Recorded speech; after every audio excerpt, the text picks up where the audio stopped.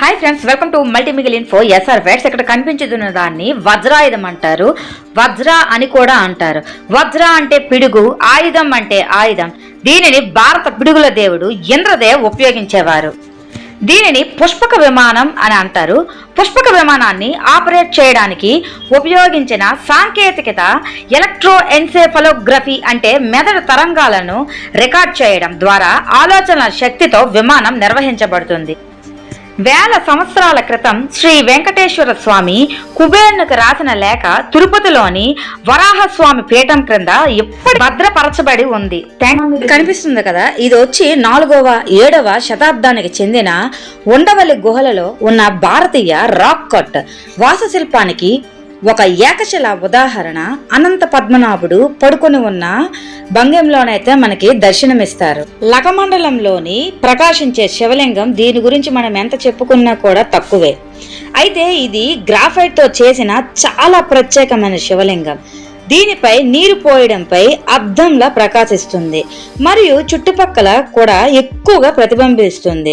ఈ శివలింగంపై మనం నీరు పోసేటప్పుడు ఎవరైతే వాళ్ళు నీరు పోస్తుండగా వాళ్ళ ముఖాన్ని వాళ్ళు శివలింగంలో చూస్తారో వాళ్ళు ధన్యులవుతారని, అతని పాపాలు మరియు దురదృష్టాలు అంతమవుతాయని నమ్ముతుంటారు.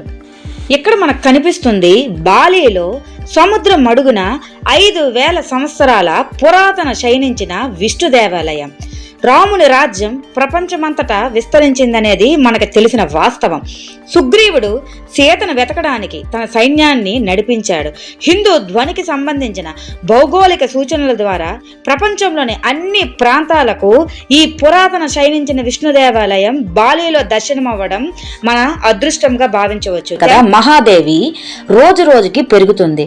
మహాదేవి మాతా మందిరం మధ్యప్రదేశ్లోని జబల్పూర్లో ఉంది.